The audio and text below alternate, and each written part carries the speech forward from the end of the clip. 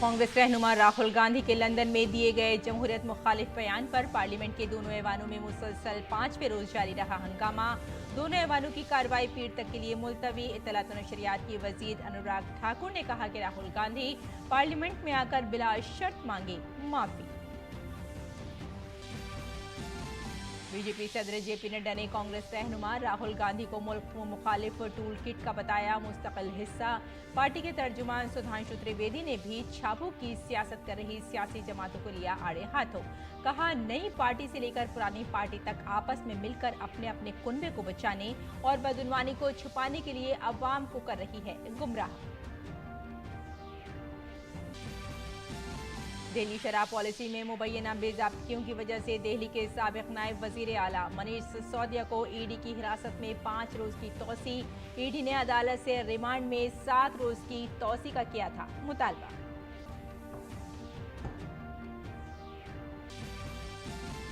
भारत की G20 की सदारत के तहत अमृतसर में एजुकेशन वर्किंग ग्रुप का इजलास खत्म। आपसी ताउन से जामे और मेयारी तालीम को फरोग देने पर होगी गुफ्तगू।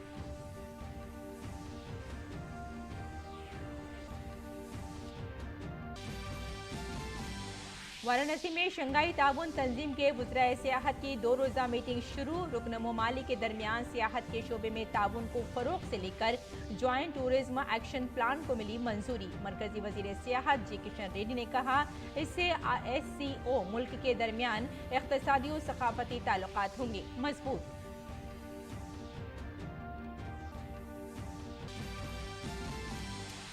वजारत स्टील ने production linked incentive scheme PLI के तहत 27 कंपनियों के साथ 57 मुआहिदों पर हुए दस्तखत। मुल्क के स्टील सेक्टर में 30,000 करोड़ रुपए की होगी सरमायाकारी। रोजगार के तकरीबन 55,000 नए मौके होंगे पैदा। स्टील के वजीर ज्योतिरादित्य सिंधिया ने PLI स्कीम को बताया आत्मनिर्भर भारत के नजरिए का अहम हिस्सा।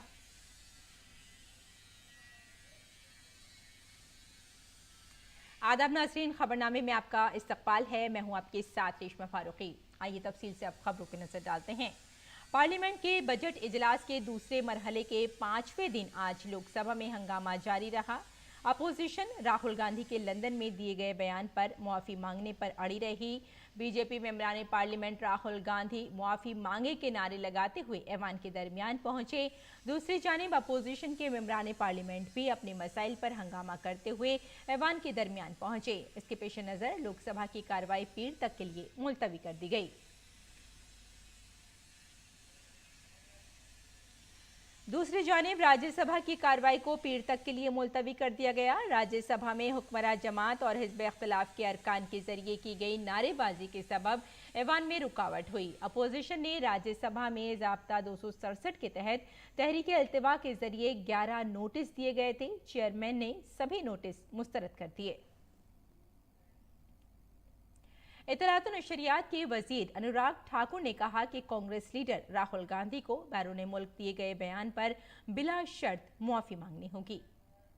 आज मैं इतने कह सकता हूँ, Rahul stand for regretful, awful, hateful, ungrateful liar. ये क्या है कि आप झूठ बोले बाहर और यहाँ पर आकर अपने आप को दिखाएं कि वो सदन से बड़े हैं, संसद से बड़े हैं, देश से बड़े हैं। एक परिवार क्या सबसे बड़ा है? उनको अनकंडीशनल अपॉलॉजी मांगनी चाहिए। माफी मांगने की बजाय वो ये शर्त रख रहे हैं कि उनको यहां पर बोलने का मौका दें। इससे कबल मरकजी वजीर अनुराग ठाकुर ने कहा कि ज़ाब्तों से ही ऐवान चलता है। उन्होंने कहा कि समझने के लिए राहुल गांधी को ऐवान में रहना जरूरी है। उनको शायद ये पता नहीं कि हाउस रूल्स प्रोसीजर से चलता है, स्पीकर की डायरेक्शन से चलता है। मैं तो रूल्स का ये बुकलेट भी उनको देने के लिए लाया था कि वो समझ सकें कि रूल से हाउस चलता है। लेकिन सदन में होंगे तो समझेंगे, रूल्स प्रोसीजर को पढ़ेंगे तो समझेंगे। जिसकी अपनी औसतन हाजिरी ही देश की औसतन हाजिरी से, उनकी अपनी हाजिरी कम हो औसतन हाजिरी से, तो आप समझ सकते हैं उनको क्या पता होगा। बीजेपी के सदर जेपी नड्डा ने आज कांग्रेस लीडर राहुल गांधी के बैरून मुल्क में दिए गए बयान को मुल्क की खुद मुख्तारी पर हमला बताया। उन्होंने कहा कि किसी भी बड़े लीडर ने आज तक बैरून मुल्क जाकर हुकूमत के खिलाफ कार्रवाई की अपील नहीं की है।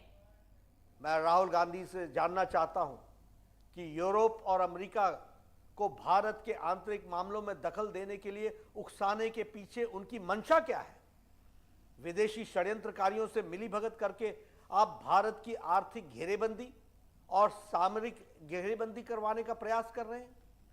स्वतंत्र भारत के इतिहास में विषम से विषम स्थिति में भी आज तक देश किसी भी बड़े नेता ने विदेश में जाकर के विदेशी ताकतों से भारत सरकार के खिलाफ कार्रवाई करने की आह्वान नहीं किया है। बीजेपी सदर ने कहा कि वजीर आजम मोदी की क़यादत में भारत 5वीं बड़ी इक़्तिसादी ताकत बन रहा है और राहुल गांधी मुल्क के गद्दारों के हाथ मजबूत करने का काम कर रहे हैं। एक और आज भारत जहां प्रधानमंत्री मोदी जी के नेतृत्व में दुनिया की 5वीं सबसे बड़ी आर्थिक महाशक्ति बन रही है, वहीं जहां G20 की बैठक आज भारत में हो रही है, वहीं दूसरी ओर राहुल गांधी विदेशी धरती पर देश का अपमान कर रहे हैं, सदन का अपमान कर रहे हैं, देश की पूर्ण बहुमत से चुनी हुई सरकार का अपमान कर रहे हैं। ये देशद्रोहियों के हाथों को मजबूत करना नहीं है तो और क्या है। राहुल गांधी जी, आपने विदेश की धरती पर कहा कि भारत में लोकतंत्र खत्म हो गया है और यूरोप और अमेरिका इसमें दखल देना चाहिए। इससे शर्मनाक बात क्या हो सकती है। बीजेपी सदर ने कहा कि राहुल गांधी के बयान पर पूरे मुल्क में नाराजगी है और राहुल को हर भारतीय शहरी से मुआफी मांगनी होगी। यह कृत्य स्वतंत्र भारत के इतिहास का सबसे गंभीर मामला है। इससे जनता को भारी आक्रोश है, जनप्रतिनिधियों में भी आक्रोश दिख रहा है। हर राष्ट्रभक्त सांसद इस समय अंदर से आहत है। राहुल गांधी, आपको देश के खिलाफ इस पाप के लिए देश की जनता से माफी मांगनी ही होगी। बीजेपी सदर ने कहा कि राहुल गांधी को आजाद भारत की तारीख को पढ़ने की जरूरत है। इंग्लैंड ने हमें और हमारे ऊपर वर्षों तक शासन किया, उसी के सरजमीन पर जाकर राहुल गांधी ये कहें स्वयं भारत में विदेशी ताकतों से दखल देने की मांग कर रहे हैं, ये देश का दुर्भाग्य नहीं है तो और क्या है। मुझे संदेह है कि राहुल गांधी भारत के लोकतंत्र की कितनी जानकारी रखते हैं, कितना समझते हैं। अच्छा होता स्वतंत्र भारत के लोकतांत्रिक इतिहास को यदि राहुल गांधी सही तरीके से पढ़ते और उन्हें पता चलता कि लोकतंत्र की हत्या किसने की है और लोकतंत्र की रक्षा किसने की है। बीजेपी सदर ने पूछा कि कांग्रेस और पाकिस्तान की जबान एक जैसी क्यों है। आखिर क्यों पाकिस्तान और कांग्रेस की भाषा एक जैसी है। आखिर क्यों देश विरोधी कांग्रेस नेताओं की भाषा एक जैसी है। विदेशी ताकतें भारत में को कमजोर और मजबूर गठबंधन की सरकार चाहती है ताकि वे अपनी आवश्यकताओं के अनुसार अपने फायदे में सरकार का उपयोग कर सकें। भारत को कमजोर और डीप स्टेट का षड्यंत्र है जिसमें कांग्रेस सहित तथाकथित लेफ्ट लिबरल्स मिले हुए हैं, पर इस देश के करोड़ों देशभक्त नागरिक कांग्रेस और विदेशी षड्यंत्रकारियों की इन मंसूबों को कभी कामयाब नहीं होने देंगे। राहुल गांधी, आपको देश के खिलाफ इस पाप के लिए देश की जनता से माफी मांगनी ही होगी। बीजेपी लीडर सुधांशु त्रिवेदी ने कांग्रेस आम आदमी पार्टी पर बदउनवानी का इल्जाम लगाते हुए कहा कि नई पार्टी से लेकर पुरानी पार्टी तक ये सारे मौसेरे भाई आपस में मिलकर अपने अपने कुनबे को बचाने के लिए नीज बदउनवानी को छुपाने के लिए अवाम के दरमियान गुमराही फैलाने की कोशिश कर रहे हैं। नई नवेली पार्टी से लेके पुरानी धुरानी पार्टी तक ये सारे के सारे मौसेरे भाई आपस में मिलकर अपने अपने परिवार को बचाने और भ्रष्टाचार को छुपाने के लिए जनता के बीच में निरंतर भ्रम फैलाने का प्रयास कर रहे हैं। विगत कई महीनों से कभी किसी मुद्दे का सहारा लेकर, कभी किसी मुद्दे का सहारा लेकर वो ऐसा शोर शराबा बनाना चाहते हैं जिसमें सच को या तो दबाया जा सके या झुठलाया जा सके। उन्होंने कहा कि दिल्ली को शराब में डुबोने वाले लोग अब बचने की कोशिश कर रहे हैं। दिल्ली के वजीर आला अरविंद केजरीवाल के घर पर सत्येंद्र जैन की मौजूदगी में ही आबकारी पॉलिसी में तब्दीली की गई है। हमेशा तब्दीली और सच की सियासत करने का दावा करने वाले लोगों का सच आज अवाम के सामने आ गया है। समाचार आए हैं कि जब 2021 में मार्च के महीने के मध्य में यह निर्णय बदले गए तो यह निर्णय श्री अरविंद केजरीवाल जी के घर पर हुआ और उसमें दिल्ली सरकार के पूर्व मंत्री सत्येंद्र जैन जी भी उपस्थित थे। यानी अब जिसे वो आरोप कह रहे थे, न सिर्फ वो तथ्यों के साथ पुख्ता होता नजर आ रहा है, बल्कि साथ ही यह भी आ रहा है कि यह सारी की सारी जानकारी मुख्यमंत्री, दिल्ली के मुख्यमंत्री श्री अरविंद केजरीवाल जी की संज्ञान में ही नहीं थी, बल्कि उन्हीं के स्थान पर यह हो रहा था। तो अब किसी भी प्रकार के बचाव का स्कोप आम आदमी पार्टी के लोगों के पास दिखाई नहीं पड़ता है। उन्होंने कहा कि 10 बरस की इतनी कम मुद्दत में भारत की सियासत में किसी भी सियासी जमात के चाल ढाल, सोच और चेहरे में इतना फर्क नहीं आया होगा जितना नई सियासत के खुद साख्ता ऐलान कुरिंदा के तौर पर आई पार्टी ने अपने इख्तिदार में तब्दीली दिखाई है।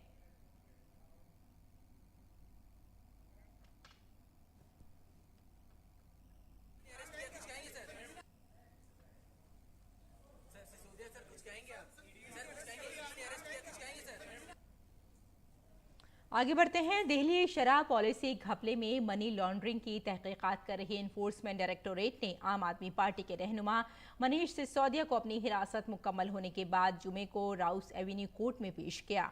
ईडी ने सिसोदिया की 7 दिन की तहवील का मुतालबा किया, ताहम अदालत ने 5 रोजा रिमांड का हुक्म दिया है। अब सिसोदिया को 22 मार्च की दोपहर अदालत में पेश किया जाएगा। ईडी ने अदालत में कहा कि तफ्तीश नाजुक मोड़ पर है, अगर अभी तहवील नहीं मिली तो सारी मेहनत रायगा जाएगी। इतना ही नहीं, जांच एजेंसी ने अदालत को बताया कि मनीष सिसोदिया से सीसीटीवी की निगरानी में पूछगछ भी की जा रही है। अब 18 और 19 तारीख को 2 अफराद को बयान रिकॉर्ड कराने के लिए बुलाया गया है। सिसोदिया को सीबीआई ने 26 फरवरी को दिल्ली की शराब पॉलिसी में मुबैना घपले के सिलसिले में गिरफ्तार किया था। कुछ दिनों के बाद ईडी ने जेल में ही इससे पूछगछ के बाद उसे गिरफ्तार कर लिया। सिसोदिया 20 मार्च तक अदालती हिरासत में है। उनकी जमानत की दरख्वास्त पर 21 मार्च को समाअत होनी है। और वजीर आजम नरेंद्र मोदी ने आज कहा कि PM Mitra mega textile park Tamil Nadu, Telangana, Karnataka, Maharashtra, Gujarat, Madhya Pradesh और उत्तर प्रदेश में कायम किए जाएंगे। उन्होंने कहा कि पार्क 5F फॉर्म यानी खेती से फाइबर यानी रेशा से फैक्ट्री, कारखाने से फैशन से फॉरेन विजन के मुताबिक मुल्क में टेक्सटाइल सेक्टर को फरोग देंगे। वजीर आजम मोदी ने ट्वीट किया कि PM Mitra mega textile park 5F farm to fibre to factory to fashion to foreign vision के मुताबिक टेक्सटाइल सेक्टर को फरोग देंगे।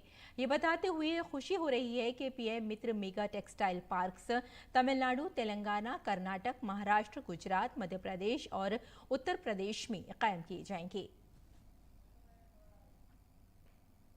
एक दीगर ट्वीट में वजीर आजम ने लिखा कि PM Mitra mega textile park textile sector के लिए जदीद तरीन इंफ्रास्ट्रक्चर फराहम करेगा, करोड़ों की सरमायाकारी को राग़िब करेगा और लाखों मुलाजमतें पैदा करेगा। ये मेक इन इंडिया और मेक फॉर दी वर्ल्ड की बेहतरीन मिसाल होगी। वजीर आजम नरेंद्र मोदी ने लोगों से बड़ी तादाद में मटवा महामेला देखने की अपील की है। वजीर आजम ने रहम और खिदमत का रास्ता दिखाने के लिए श्री हरिचंद ठाकुर जी को सलाम किया।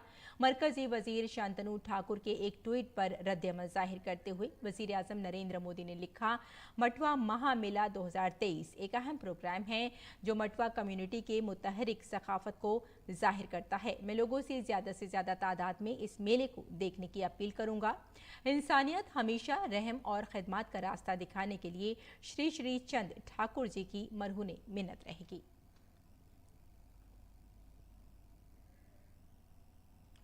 और अगली खबर की जानिब बढ़ते हैं। सदर जमहूरिया द्रौपदी मुर्मू ने कहा कि केरल के समाजी ताने बाने का हर पहलू तारीख के मुख्तलिफ अदवार में खवातीन को बाइख्तियार बनाने की एक रोशन मिसाल पेश करता है। केरल के पहले दौरे के एक हिस्से के तौर पर यहाँ हुकूमत की तरफ से तिरुवनंतपुरम में सदर जमहूरिया के एजाज में मुनक्किदा एक शहरी इस्तकबालिया से खिताब करते हुए उन्होंने कहा कि मुल्क की दीगर रियासतों के मुकाबले केरला में जिनसी तनासुब सबसे बेहतर है। सदर जमहूरिया ने मुबारकबाद पेश की और कुदुम्बा श्री मुहिम की 25 साल तारीख का आगाज किया। ये अकाउंट केरल की खवातीन की असरी कहानी बयान करता है। सदर जमहूरिया ने कहा कि कुदुम्बा श्री मुहिम दुनिया में खवातीन के सेल्फ हेल्प ग्रुपों की सबसे बड़े नेटवर्क में से एक बन गया है। सदर जमहूरिया ने कबायली शहरियों की तरक्की के लिए उन्नति योजना का भी आगाज किया।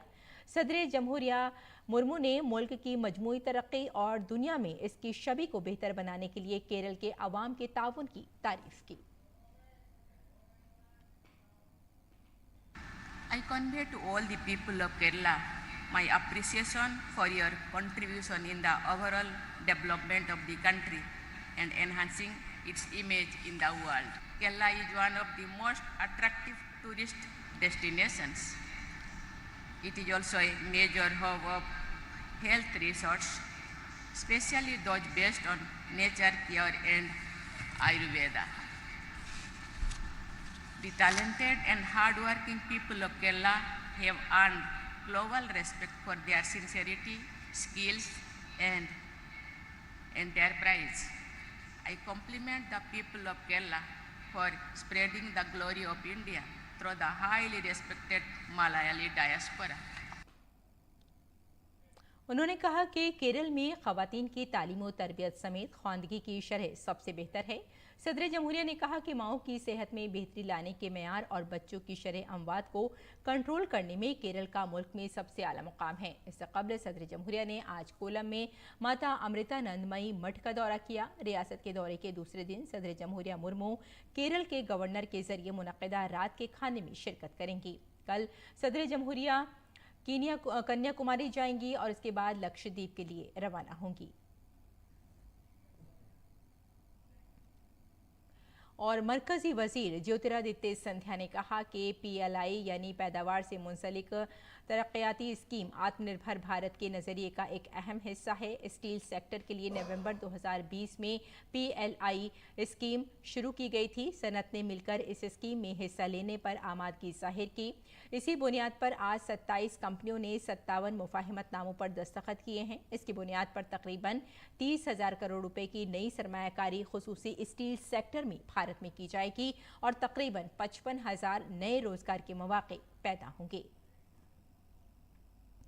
भारत की G20 की सदारत के तहत अमृतसर में एजुकेशन वर्किंग ग्रुप का इजलास खत्म हुआ। इस इजलास में बाहमी ताउन से जामे और मयारी तालीम को फरोग देने पर गुफ्तगू हुई।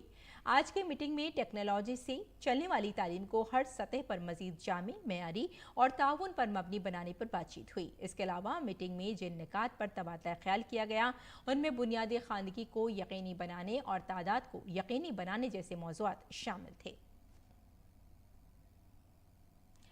देही तरक्की और पंचायती राज के मरकजी वजीर गिरिराज सिंह ने आज नई दिल्ली के विज्ञान भवन में भूमि संवाद 4 का इफ्तिताह किया। उन्होंने कहा कि टेक्नोलॉजी के जरिए ज़मीन के हुसूल जैसे कामों में शफाफियत आएगी। इस वक्त इस स्कीम से सिर्फ 321 अजला जुड़े हुए हैं जिन्होंने अपने अजला में बैंकों, महसूलात और रजिस्ट्री को टेक्नोलॉजी से जोड़ा है। हम मुल्क की दीगर रियासतों में तेजी से काम करने का इरादा रखते हैं।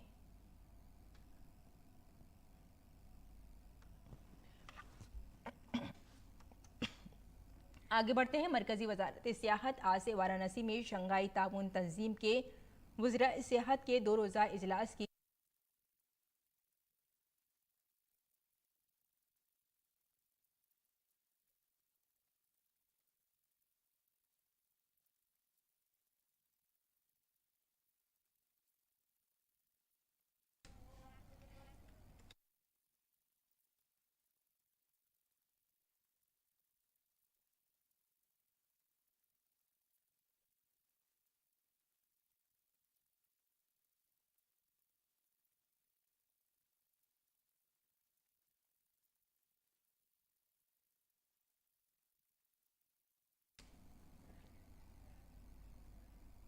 इस मीटिंग के दौरान शंघाई ताउन तंजीम के रुकन ममालिक के दरमियान सियाहत के शोबे में ताउन की तरक्की के लिए मुश्तरका सियाहती एक्शन प्लान को अपनाया जाएगा। काशी को एससीओ का पहला सकाफती दारुल हुकूमत करार दिया गया है। भारत इस वक्त शंघाई ताउन तंजीम का सरबराह है। इससे कबल 14 मार्च को शंघाई ताउन तंजीम के दूसरे टूरिज्म एक्सपर्ट वर्किंग ग्रुप की 2 रोज़ा मीटिंग वाराणसी में भारत की सदारत में मुनक्किद हुई थी। सियाहत के माहिर वर्किंग ग्रुप के दूसरे इजलास में शंघाई ताउन तंजीम के रुकन ममालिक की हुकूमतों के दरमियान सियाहत के शोबे में ताउन की तरक्की के मुआहदे पर अमल दरामद के लिए मुश्तरका एक्शन प्लान पर तबादला ख्याल किया गया।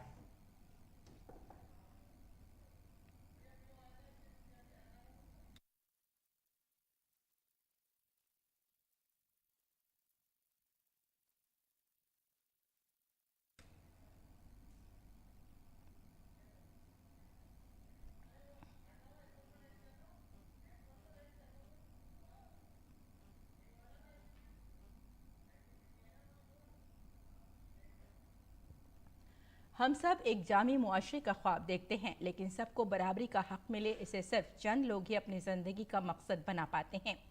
कल्की सुब्रमण्यम एक ट्रांस वीमन राइटर हैं जो तवील अरसे से LGBTQ कम्युनिटी के हुकूक की आवाज़ उठा रही हैं। इन्होंने साहित्य अकादमी के अदबी मेले 2023 में भी अपनी बात सबके सामने रखी। देखिए हमारी नुमाइंदा रजनी सेन की ये रिपोर्ट। दारुल हुकूमत दिल्ली में जारी लिटरेचर फेस्टिवल कई तरह से नई राहें खोलता नजर आया। इस बार हिंदी के अलावा दीगर जबानों के लिखने वालों को भी एजाज से नवाजा गया, बल्कि ऐसे मौजूआत भी ज़ेरे बहस आए जिन पर समाज अक्सर बात करने से गुरेज करता है। LGBT कम्युनिटी, ट्रांसजेंडर, हम जिन्स परस्तों को अभी भी अपने इजहार के लिए कुछ कम ही प्लेटफॉर्म मिलते हैं, लेकिन कल्की सुब्रमण्यम जैसे मुसन्निफीन को भी साहित्य अकादमी के अदबी मेले में इज़हार ख्याल करने का मौका मिला। कल्की एक तवील अरसे से ट्रांसजेंडर कम्युनिटी के हुकूक के लिए लड़ रही हैं। Education is the power and is the tool for empowerment, not just for transgender people, but for women, for Dalit people, for tribals, for everyone.